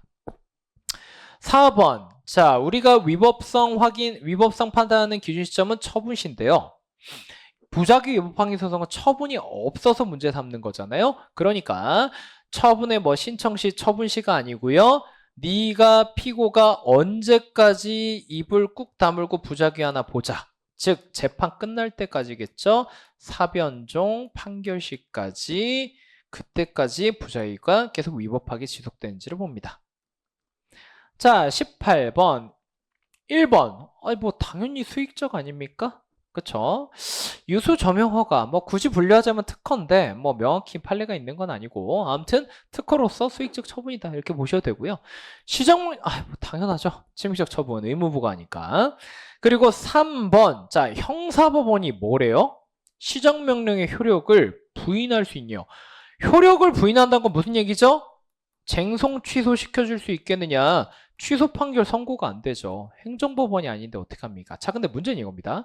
시정명령을 전제로 얘 위법 여부를 선결 문제로 해서 시정명령 위반죄를 형사법원이 보고 있대요. 애초에 효력을 부인할 필요가 있나요? 부인할 필요가 없죠. 그냥 보고 판단하면 되죠. 뭐를? 조금이라도 위법한 사유가 있는지, 취소 사유 또는 무효 사유가 있는지 판단만 하면 되니까 애초에 부인할 필요도 없고요. 부인할 권한도 없고요. 자, 4번 보시면 침익적이니까 사전 통지, 의견 청취 해야겠죠. 자, 그런 얘기. 정확히 말해 의견 제출이 아니라 의견 청취라고 해야 되지 않을까 싶은데 뭐 아무튼. 자, 보시면 19번입니다. 19번. 지방법무사회, 법무사로부터 권한을 위임받아가지고 법무사가 사무원을 채용할 때 승인을 거부하기도 하고 취소하기도 하고 공적인 의무다. 법무사가 승인받아야 될 의무는 공적이고 법무사에는 공적인 권한을 갖죠. 자, 이때 파생되는 쟁점은요. 사무원으로 채용하고 싶었는데 법무사회에서 거부를 했네요. 상대방은 법무사인데 그 사무원이 될 수 없게 된 사람이 제3자로서 원고적게 인정받을 수 있다. 아무튼 고유사무가 됐대요. 그 맥락에서 뭐 이렇게 표현한 거고요. 자, 2번 같은 경우는 이주대책에 관한 사업시행자의 처분이네요. 뭡니까? 이주대책 같은 경우 저 높은 차원에서 국회가 입법 재량을 가지고 완전히 강행규정 기속행위로 만들어서 토지보상법을 제정을 해서 이주정착금 또는 이주대책 수립하여야 한다로 만들었죠. 디테일한 부분에 있어서는 사업시행자가 소분양권을 줄까 말까 재량이 있다. 얘 손하기 위해서 권리가 생겼다가 없어졌다가 하니까 거부 처분 당하면 항고소송 가라. 거기까지 이어지죠. 그 부분 얘기고. 3번 처분적 곳인데 이때 나오는 유명한 표현 집행행위 매개 없이 그 자체로서 이런 얘기가 나올 수 있고, 자 4번 같은 경우는 이건 뭐 별 얘기는 아닌데요. 이것도 굳이 분류하자면 뭐 강론이 될까요? 엄중 경고한 서면 경고. 이 얘기는 자 말 그대로 불러다가 경고만 했던 거예요. 그러니까 권리 의무 변동이 없었다는 거죠. 물론 우리가 행정규칙에 근거한 조치에서 뭐 불문 경고 이런 것들 뭐 처분성이 있는 걸 배우지만, 아무튼 중요한 건 개별 사안에서 그래서 구체적 불이익이 있었는지 여부요.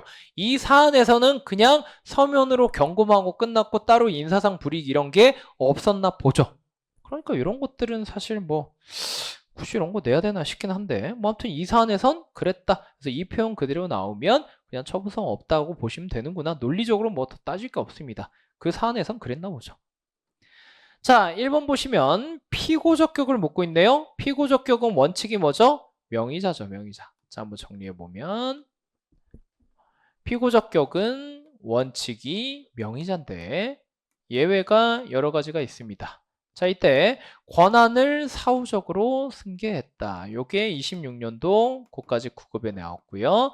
자, 이때 승계한 행정청 얘기가 나오죠. 승계받은 행정청 말하는 거예요. 자, 그 다음에 행정청이 폐지가 됐다. 이때는 국가 또는 공공단체 같은 행정 주체가 피고가 된다는 얘기가 나오고요. 그 다음에 3번 이때 대리가 이루어졌고 대리관계를 표시를 안 했대요. 근데 상대방이 찰떡같이 알고 있었다라는 얘기가 나온다면 이때는 피대리 행정청이 명의자가 아닌데도 피고가 되죠. 자, 그다음에 굳이 하나 더 껴넣자면 우리 수업 시간 용어로 총알바지 판례가 있죠. 보통 높으신 분들이 아니야. 예를 들면 대통령이라 그러면 원고 자리에 소속 공무원이 앉아 있네. 이때는 각부 장관을 피고 자리에 앉힌다 해서 이 조문도 구급 공무원에 나왔었죠. 국가직위원회 나왔고요. 자, 그래서 요거를 세팅을 해놓고 좀 보시면 1번 명의자로 가야겠죠. 권한이 있는지 없는지는 중요한 게 아닙니다. 명의자고요. 자, 그다음 2번 보시면 대리관계를 표시를 했대요. 자, 3번 예외에 해당되는지 보니까 애초에 여기서 걸리네. 대리관계를 표시했다는 건 현명을 했다는 얘기니까 예외에 해당되지 않아 명의자로 가야 됩니다. 이때 그래서 명의자로서 피대리 행정청이 피고가 되는 거예요. 잠깐만. 예외 3번도 피고적격을 피대리 행정청이 가졌잖아요. 왜 방금 예외에 해당 안 돼서 원칙으로 간댔는데 결론은 똑같으냐? 여기서는 피대리 행정청이 명의자로서 피고 자리에 앉아있는 게 아닙니다. 지위가 달라요. 여기서는 방금 우리가 보는 2번 선지는 명의자니까 피고 자리에 앉아있는 거고, 여기서는요, 명의자는 사실은 대리행정청인데 예외적으로 명의자가 아닌데도 피대리 행정청이 피고 자리에 앉아 있는 겁니다. 자, 그 다음에 3, 4번은 조금 그래. 이건 엄밀히 말하면 민사소송법 내용이 준용되는 거라 민사소송법으로 풀어야 되는데, 그래서 3번은 그냥 사안이나 알아두시라고 블로그 184번에 정리를 했는데요. 자, 참가제도 얘기가 나옵니다. 원고 자리에 국민 내지는 뭐 좀 확장하면 사인이 되겠죠? 사법인도 앉을 수 있으니까. 피고 자리에 행정청이 앉아 있어요. 자, 그럼 우리가 행정소송법에서 배운 참가제도는 뭐죠? 참가제도가 두 가지가 있었거든요. 제3자 소송 참가. 이게 뭐죠? 제3자 소송 참가는 여기에 붙는 거였죠. 얘가 만약에 제3자의 허가를 가지고 얘가 소송을 하고 있으면 요 제3자가 나도 여기 참가할래 해서 참가하는 게 소송 참가였고요. 그 다음에 우리 소송법상의 참가 중에 행정청의 소송 참가도 있었죠. 그것도 이렇게 참가할 수 있는 제도였죠. 얘네 특징은 법원의 직권으로도 참가시키는 게 가능하다. 자, 우리가 배운 게 행정소송법입니다. 자, 근데 3번은 지금 그걸 얘기하는 게 아니에요. 행정소송법상 제3자 소송 참가가 아니라 보조 참가. 얘는 민사소송법상의 제도입니다. 조금 오반데요. 민사소송법에 보조참가라는 제도가 있고요. 이때 모 공법인이 보조참가 제도를 통해 여기에 참가를 했습니다. 물론 공법인은 행정청의 지위도 있으니까 이 제도를 활용할 수도 있었겠죠. 근데 아무튼 본인 판단으로는 이렇게 참가하는 방식이 더 좋다고 여겼나 봐요. 그래서 행정주체로서 보조 참가를 택했습니다. 자, 참고로 왜 행정주체로서 보조 참가를 했다고 하느냐? 행정청은요, 보조 참가를 못해요. 행정소송법상 행정청의 소송 참가를 가능해도 민사소송법상의 보조 참가는요, 행정청의 지위에서는 할 수가 없어요. 아무튼 공법인은 행정 주체일 수도 있고 청일 수도 있으니까 둘 다 가능한데, 아무튼 이 사안에선 뭐 여기 내부적인 판단이 있었겠죠. 이걸로 참가를 한 겁니다. 자, 이 상황에서 피고 측이 졌어요. 져서 자 2심까지 갔는데 여기가 이기고 여기가 진 거예요. 자, 그럼 뭘 할 수 있죠? 상고를 할 수 있겠죠? 자, 그래서 실제로 상소를 한 거예요. 자, 누가 했다고 되어 있느냐? 두 번째 줄이면 참가인이 상소를 했대요. 자, 참가인이 상소했네요. 이 보조 참가를 한 이 법인이 상소를 한 거예요. 자, 근데 옆에 뭐라고 되어 있냐면 피참가인이라 되어 있네요. 피참가인은 얘입니다. 참가를 받은 사람. 그러니까 피참가인은 뭘 했느냐? 거기 보세요. 세 번째 줄.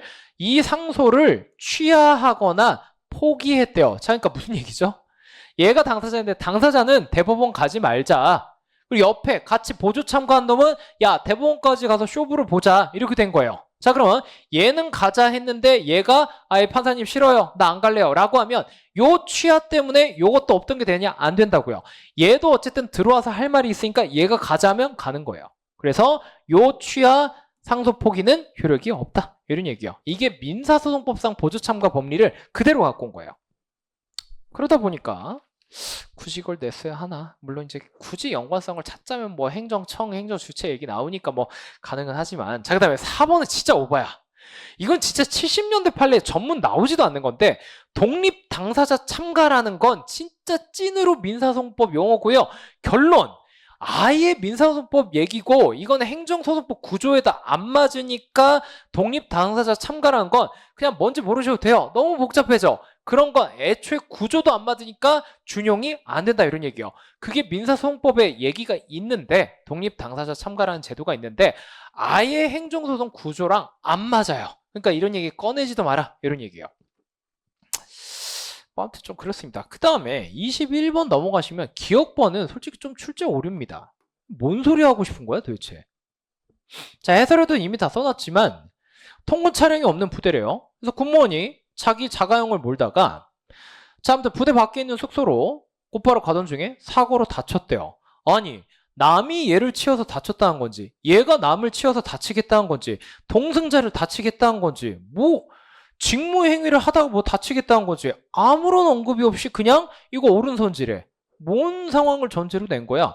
더군다나 해설에 제가 실어놓은 판례를 보시면 뭔 판례를 모티브로 냈는지도 모르겠고, 그 다음에 21번의 기억번을 보시면 저기 해설 14페이지인데요. 그 두 번째 문단에 제가 판례 하나 지금 갖고 왔잖아요.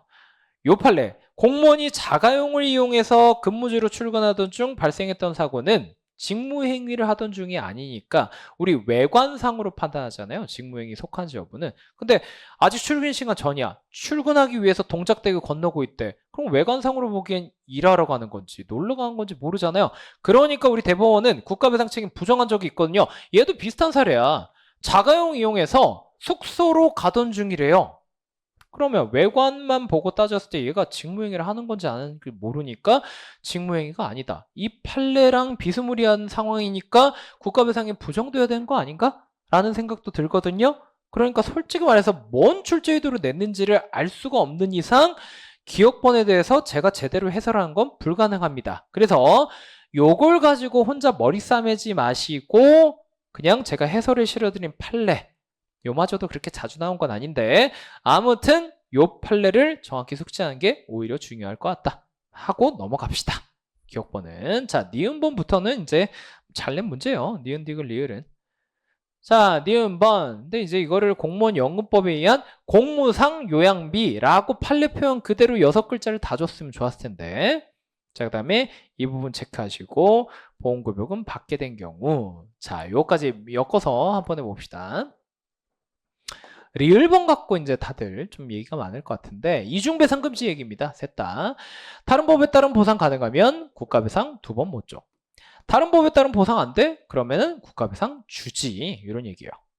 자, 그러면 중요한 게 이겁니다. 니은번 공무상 요양비가 여기 안에 들어가 버리면 국가배상은 안 나와. 자, 근데 우리 판례 결론 공무상 요양비는 이 동그라미 안에 안 들어간대요.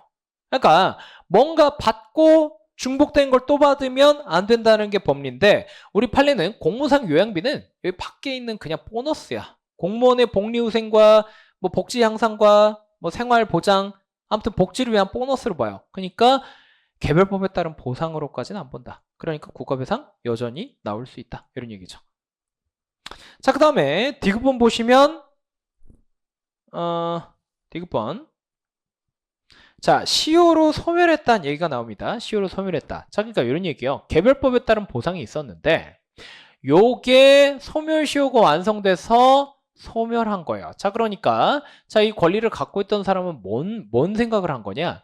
있다가 없어졌네. 있을 때는 소멸시효 완성 전에는 얘가 있어서 국가배상 못 받았는데 이제는 없어졌잖아? 그러니까 국가배상 받을 수 있는 거 아니야? 자, 근데 문제는 이거죠. 소멸시효 완성은 누구 탓이죠? 권리 행사를 게을리한 네 탓이에요.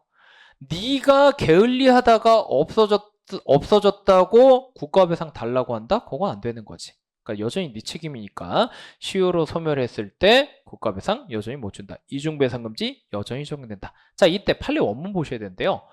뭐라고 하느냐? 권리가 이미 발생한 이상. 그러니까 옛날에 너 한번 가졌던 적 있잖아. 네가 실제로 행사한 적이 있는지 행사 중인지는 전혀 상관이 없다. 이런 얘기가 나오죠. 자, 그 다음에 리을번인데요. 자, 리을번 관련해서 여러 가지 설왕설래가 있을 걸로 제가 예상을 하고 있는데 자, 이거는 기본 개념을 잘 이해하지 못한 데서 나오는 문제제기예요. 자, 보세요. 보험급여금은 일단 어디 들어갈까요? 당연히 여기 들어가겠지.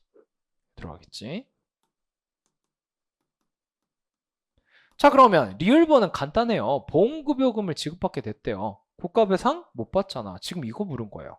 그럼 여러분들이 지금 떠올리는 지금 오해하고 있는 그 판례는 뭐냐? 원래 요게를 받을 수 있으면 요게 나가면 안 되는데 그 시험에 더 잘 나오는 판례는 1번 국가배상이 나가면 안 되는데 지급이 돼버렸네. 여기서부터 출발해요. 그래서 항상 이걸 줍니다. 이미 국가배상을 수령했다. 그 다음에 보험급여금을 또 청구했다. 했다가 거부당한 거예요. 이때 판례 결론 거부하지 말고 지급을 아이고야 아주 그냥 아이고야 왜 이래 아 이거구나 지우개 죄송합니다. 결국 지급을 하라는 거죠. 그러니까 이때 국가배상도 받고 이것도 받았는데요. 요거는 이 사안 다음에 이미 국가배상금이 나갔다는 걸 전제로 해서 얘까지 받을 수 있어요. 요걸 논하는 거고 리을번은 이미 국가배상 받았습니다. 그 상태에서 보험급여금 청구했다 까였다 이런 얘기가 없잖아. 그러니까 단순히 요것만 물은 거예요. 보험급여금을 받을 수 있어. 그래서 지급받게 됐다. 국가배상 이중으로 못 받는 거지. 자, 그런 얘기입니다. 22번. 자, 22번에 1번, 3번은 똑같은 얘기를 하고 있는 거죠. 자, 일단 정리할 게 있으니까 자, 일단 돌아가서 봅시다. 어디 하는지 모르실 수도 있으니까. 자, 22번 1번과 3번은 똑같습니다. 자, 1번 키워드 당시 잠시만요. 당시 왜 당시 가격으로 고정하느냐? 이 당시로부터 3초만 지나면 어떻게 되죠? 해당 공익사업으로 해서 토지 등 가격이 변동되거든요. 뭐 때문에? 개발 이익이 이제 여기에 반영이 돼서 땅값이 폭등하거든요. 여기 개발된다더라. 그러니까 이거를 토지 소유주한테 주기 싫은 거야. 그러니까 당시로 묶는다. 자, 근데 비교될 거 해당이 아니라 다른 공익사업이다. 굳이 이런 얘기가 나오면 이때는 고려하는 겁니다. 다른 공익사업으로 인해서 이 땅 가격이 올랐다? 요건 보상 대상이 됩니다. 자, 그 다음에 2번은 좀 어려울 수 있어요. 자, 2번 저기 따로 정리합시다. 자, 2번은 무슨 얘기냐? 조문인데요. 자, 이런 얘기입니다. 일단 잔여지 개념을 알고 계셔야 돼요. 잔여지는 자, 이런 얘기죠. 이 땅을 먼저 갖고 갔어요. 자, 이미 수용됐고 보상 다 해준 거예요. 그때 남겨진 땅의 이름 세 글자 잔여지죠. 자, 근데 문제는 이겁니다. 덩그러니 남겨진 토지가 얘를 일부분만 애매하게 수용한 탓에 얘가 지금 손실을 봤대요. 뭐 두 가지겠죠. 우리 두 개 배우잖아요. 잔여지 손실보상, 잔여지 수용 청구. 자, 이때 잔여지 손실보상이라고 가정해 봅시다. 원래는 20억 가치가 남을 줄 알았는데 4억이 더 깎여서 지금 6억이 깎여서 예를 들어 이 잔여지 손실이 지금 6억만큼 발생했어. 80% 80억에 따졌으니까 20% 20억 남을 줄 알았는데 가치가 14억이 됐대요. 자, 그럼 일단 손실 6억 발생했네요. 자, 근데 문제는 이겁니다. 자, 그래서 이 사업 시행자가 오케이, 잔여지 손실보상 줄게 라고 해서 6억을 주려고 보니까 뭔 일이 일어났느냐? 자, 이런 일이 발생한 거죠. 어디 갔어? 자, 이 잔여지 80% 갖고 간 거에 이 사업 시행자가 뭘 하고 있었냐면요. 이 부분을, 그러니까 잔여지랑 딱 맞닿은 부분이죠? 이 부분을 도로로 깨끗하게 갈고 닦은 거예요.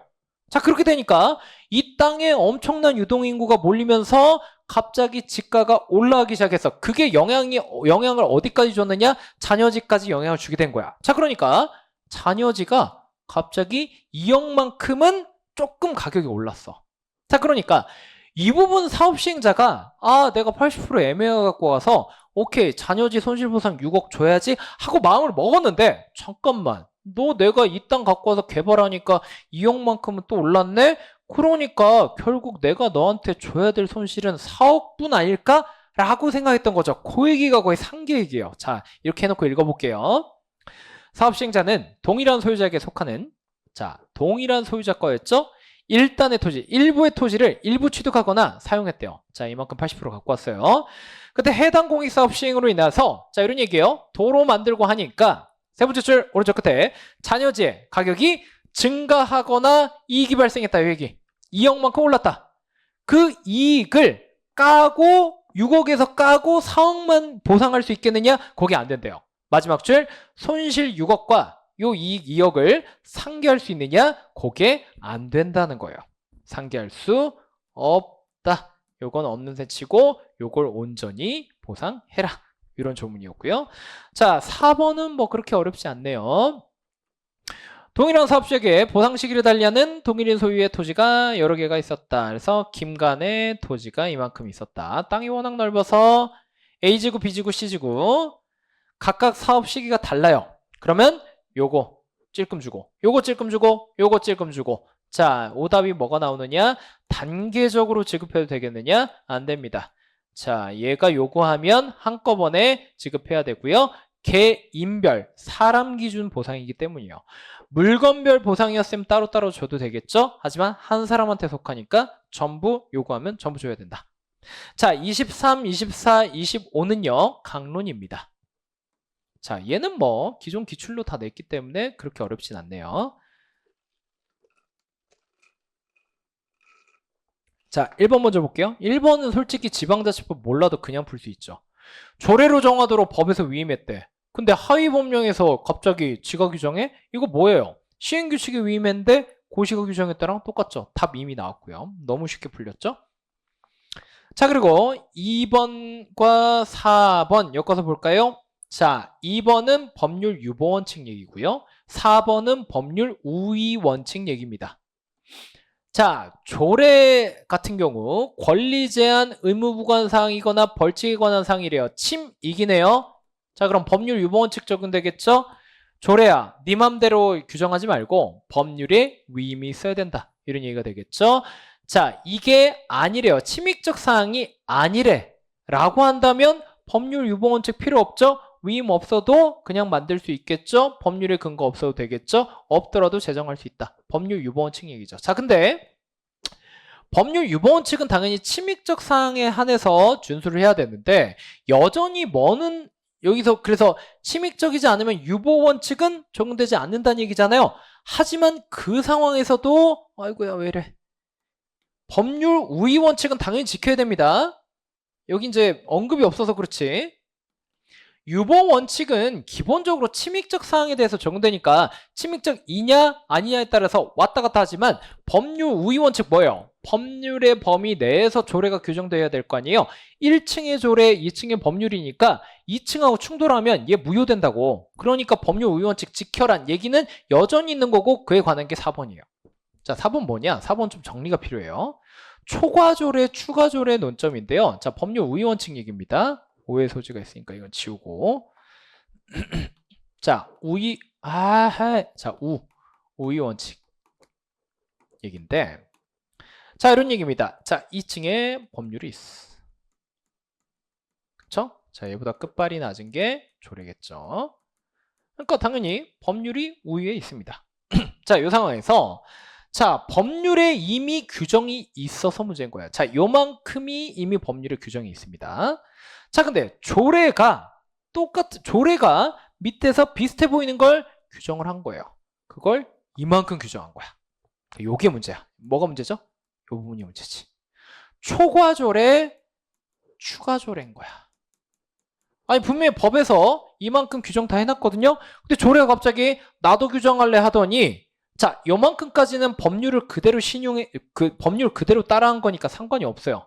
따로 충돌하지만 않는다면 그래 뭐 법률이 했던 말 다시 한번 되풀이한 거니까 상관없지 싶은데 야이씨 법률이 이만큼만 규정했는데 네 맘대로 초과하고 추가를 해버린 거야. 그럼 법이 우위에 있고 법률의 범위 내에서 규정해야 되는데 범위 벗어났잖아. 법률 우위 원칙 위반 아니냐? 이 부분 무효 아니냐? 이런 논란이 있을 수 있는 거죠. 자, 그러면 자, 우리 판례가 잠깐 좀만 내릴게요. 어떻게 이걸 정리를 하느냐? 자, 좀 경우의 수를 나눠야 되는데요.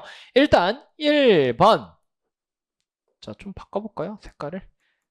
침입적 사항을 네 맘대로 그따위로 초과해서 정했다. 이렇게 법률이 분명히 여기까지만 하랬는데 네 맘대로 초과 추가했다. 이거는 무효로 봐요.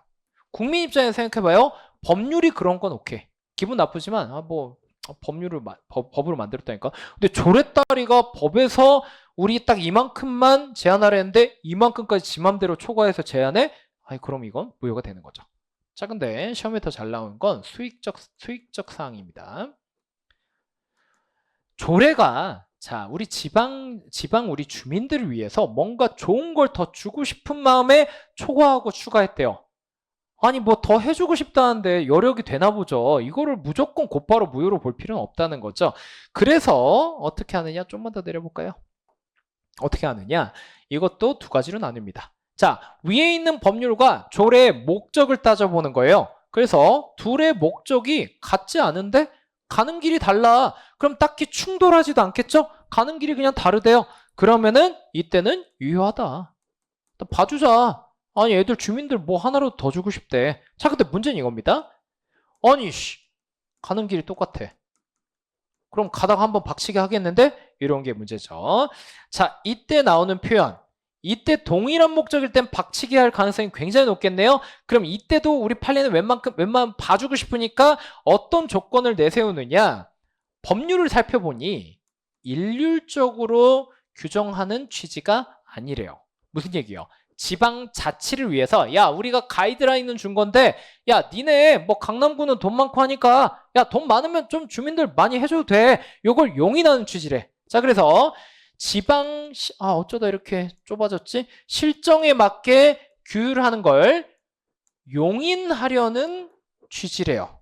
그러면 동일한 목적이어도 야 법에서부터 각자 알아서 하라는 취지네 라는 거니까 이때 유효한 걸로 또 본다는 거죠. 그러니까 수익적일 땐 웬만하면 유효하게 봐주려고 우리 판례가 좀 해석을 한다는 거죠. 자, 근데 4번 허무하게도요. 세 번째 줄 별도의 목적이래요. 그러면 위반된 거 아니겠죠. 요 갖고 냈네요. 보통 요 갖고 내는데. 자, 3번은요. 뭐 이거는 지방자치법 32조 낸 거죠.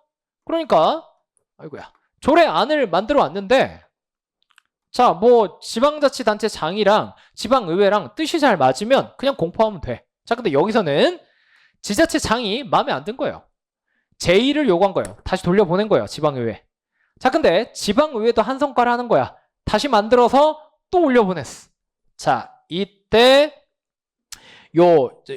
의사 정족수가 이제 좀 강화된다는 거죠. 그러니까 처음에 최초 조례안을 의결했을 때는요. 과반수가 의원들 얘기해요. 과반수 출석한 상태에서 그 과반수로 의결을 하면 통과돼요. 이게 최초야. 자, 근데 우리는 지금 뭐 하고 있죠? 제1을 다시 지자체장이 빠꾸매겨서 다시 했죠? 그러니까 두 번째 의결할 때는 자, 과반수 출석까지는 똑같아. 똑같은데 뭐가 강화되느냐? 이번엔 출석의원 3분의 2야. 과반수보다 강화된다는 거죠. 아무튼 이 정족 의결수 지켜가지고 의결을 하면 조례안은 다시 한번 지자체장한테 가게 되고 확정이 되죠.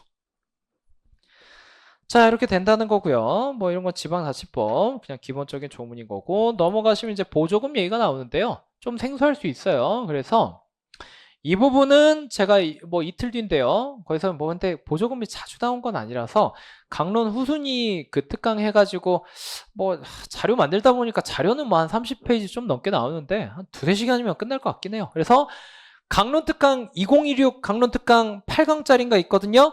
거기 그게 핵심이고 그거 먼저 다 공부되면 이제 후순위 강론 특강 보면서 요거까지 정리하면 될 것 같습니다. 뭐 별 내용은 없습니다.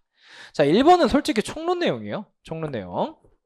지자체가 보조금 주면서 조건을 붙였대요. 부관 붙였네요. 자, 뭐 재량행위일 테니까 조건 부과 되겠죠.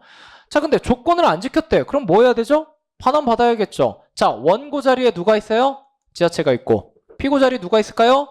국민이 있겠지.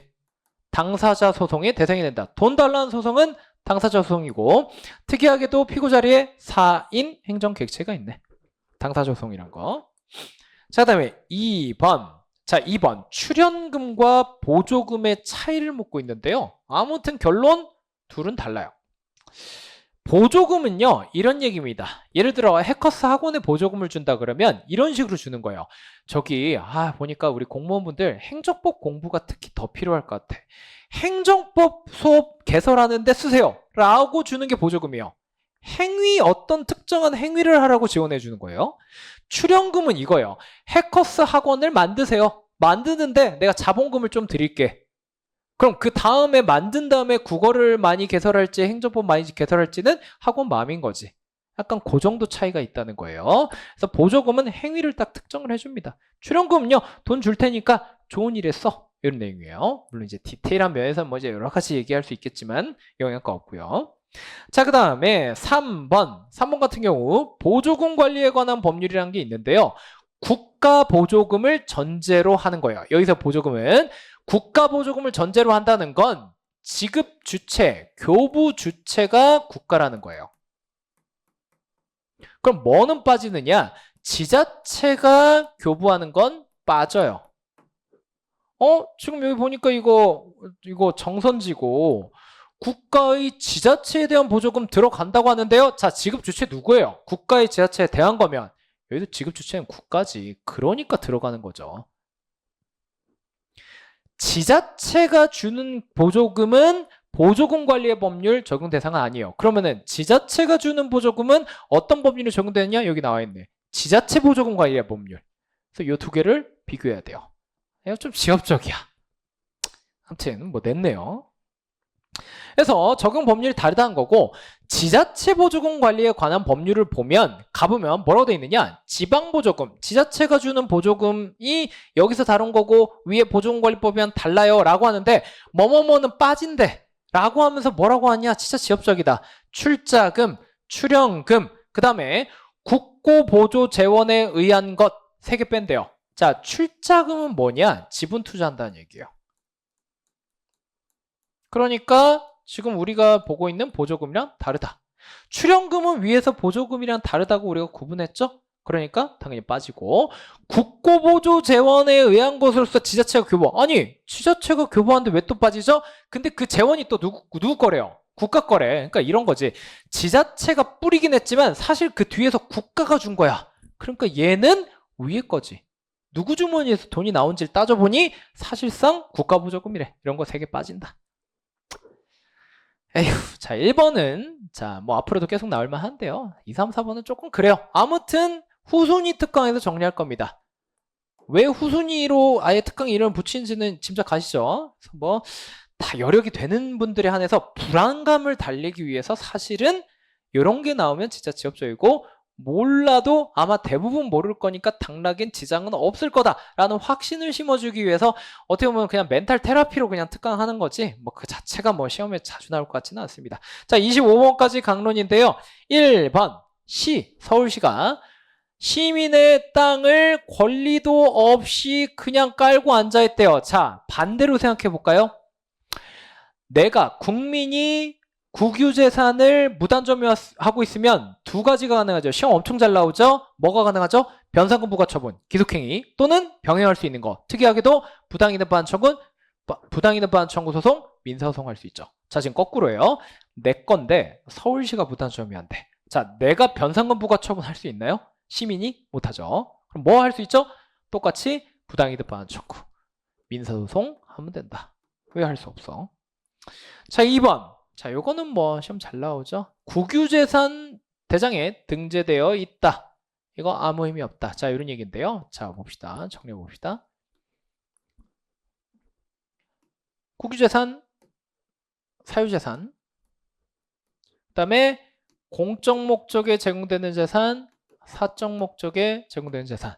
그럼 여기 들어가는 게 행정재산, 여기 들어가는 게 일반재산입니다. 자, 이 행정재산, 일반재산을 강론에서 특히 국유재산법에서 엄밀히 구분하는데요. 세 가지 차이가 있습니다. 일단 매매할 수 있느냐? 행정재산 당연히 안 되죠? 얘는 됩니다. 개념을 생각해 보세요. 얘 안 되고요. 그 다음에 우리 강론 보면 점유 취득 시효 취득 얘기가 나옵니다. 20년 동안 내 건 줄 알고 존버하면 나한테 소유권 준대요. 당연히 안 주죠. 얘는 줄 수 있고. 마지막 우리 총론범인데요. 국가배상법 제5조 영조물의 설치관리에 하자에 관한 책임. 자, 거기서 곡물이란 개념 나오죠. 곡물은 뭐죠? 여기 밑에까지 포함하는 요 내용이죠. 그러니까 왼쪽이냐 오른쪽이냐 따라서 여기선 삼류형 5조에 따른 책임이 성립하고 여기선 책임 성립 안 하겠죠. 그러니까 왼쪽 오른쪽 그 안에서 행정재산 일반재산 구분이 그만큼 중요하다는 거고요. 자, 그러면 지금 우리가 보고 있는 건 이 얘기입니다. 일반재산에서 행정재산으로 등급이 올라가게 되는 요건, 올라가려면 어떤 요건이 필요하냐? 요때 우리 판례가 두 개로 나눕니다. 자연곡물과 인공곡물로 나누는데요. 말이 좀 어려우면 하천, 한강, 그 다음에 얘는 도로 생각하시면 돼요. 자, 하천 같은 경우는 형태만 있으면 돼. 뭐가 더 필요가 없습니다. 근데 인공곡물 같은 경우는 당연히 아스팔트, 도로 깔아야 되고 플러스 공용 지정 또는 공용 개시가 있어야 돼. 이게 중요하다는 거죠. 행정청이 선언하는 거죠. 나 이제 공적으로 쓸래. 여기 안에 2번 선지 국유재산대장에 등재되어 있으면 그러면 이거 공용지정으로 볼 수 있냐? 안 되는 거죠. 자, 보세요. 국유재산이라는 건 그냥 디폴트고 그 안에서 공적으로 사용할 게까지 선언해야 된다니까요. 국유재산대장에 등재 있다는 건 그냥 얘일 수도 있고 얘일 수도 있다 이 정도 표시잖아요. 그러니까 택도 없다. 자, 그 다음에 왼쪽에서 오른쪽으로 가는 경우도 있겠죠? 요 경우는요, 둘 중에 뭐가 됐든 우리 판례는 뭐가 필요하다고 죄송해요. 저 거의 끝날 때 되니까 배고파가지고 말이 꼬이네요. 공용 폐지가 있으면 된다고요. 이것도 마찬가지입니다. 나 이제 안 써요. 공적으로 안 써요. 자연곡물이든 인공곡물이든 여기까지 알아두시고요. 3번은 작년 국가직 7급이었나? 지방직 7급이었나? 에서 나온 판례고요. 그리고 어차피 얘랑 똑같은 취지의 판례가 기존에 나온 적도 있고 많이 소개가 돼서 그렇게 어렵진 않았을 겁니다. 자, 결국 하고 싶은 얘기가 뭐냐? 도로가요. 우리나라는 땅이 좁아서 문제야. 도로가 개인 땅일 수도 있고요. 사유재산일 수도 있고 나라 땅일 수도 있어요. 자, 그럼 도로 부지가 내 거야. 라고 해서 내가 그냥 다 차단시켜버리고 못 지나게 해버리면 우리나라 같이 땅덩이 좁은 데서는 사람으로 치면 혈관이 막혀버려. 이러지 말라는 거예요. 자, 그러니까 밑에서 두 번째 줄, 철거 및 인도를 구한다? 요건 안 돼. 요건 안 돼. 도로 아스팔트 다 밀어버리고요. 나한테 그냥 갖고 오세요. 다른 애들 지나가지 마. 요건 안 돼. 특히나 이 사안에서 뭐가 문제였느냐?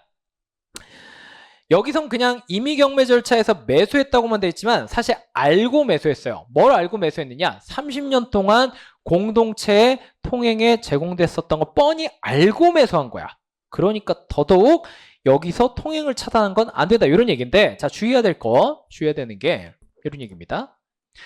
철거시키고 인도 나한테 갖고 와. 이거는 안 돼. 하지만 어쨌든 얘 사유재산이잖아요. 내 건데 남들이 밟고 다니면 기분 나쁘잖아. 돈은 달라고 할 수 있어요.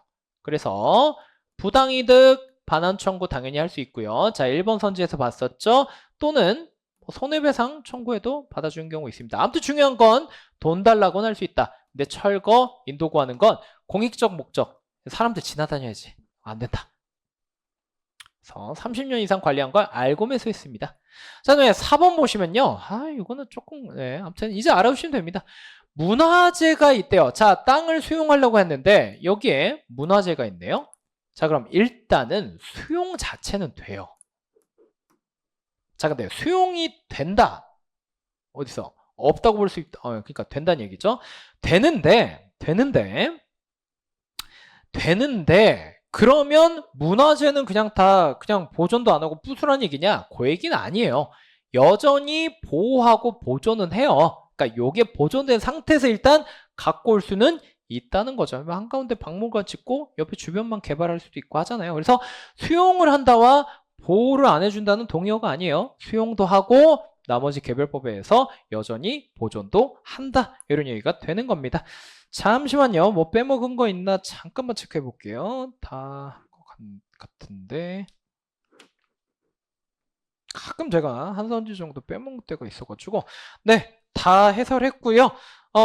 난이도는요 9급보다 어려웠습니다. 그리고 조금 보다 보면 조금 뭐 출제가 좀 의아한 것도 있고 뭐랄까 조금 지엽적인 것도 내고 했는데 그래도 어차피 제가 해설하면서 이거 좀 아니지 않나 이런 식의 이제 뉘앙스로 해설했던 것들은 내가 모르면 남들도 몰라요. 그래서 당락에 지장 없을 겁니다. 그래서 하반기에 국가직, 지방직 준비하시는 분들도 아마 참고하실 텐데 제가 해설하면서 요거 좀 이상했다 했던 건 진짜 쿨하게 넘겨도 돼요. 그리고 요 강론은 요 마지막 문제랑 23번 정도는 필히 알아두시고 얘는 특강 때 따로 정리해 드릴 거니까 한번 정리하면 안 잊어버릴 겁니다. 그리고 앞에 공직선거법 나온 거는 그렇게 불안해하지 않으셔도 된다. 그리고 군무원 준비하시는 분들은 당연히 기출 강의에서 상세히 다룰 거니까 또 걱정하지 마시고요. 네, 오늘 해설은 여기까지 하겠습니다. 감사합니다.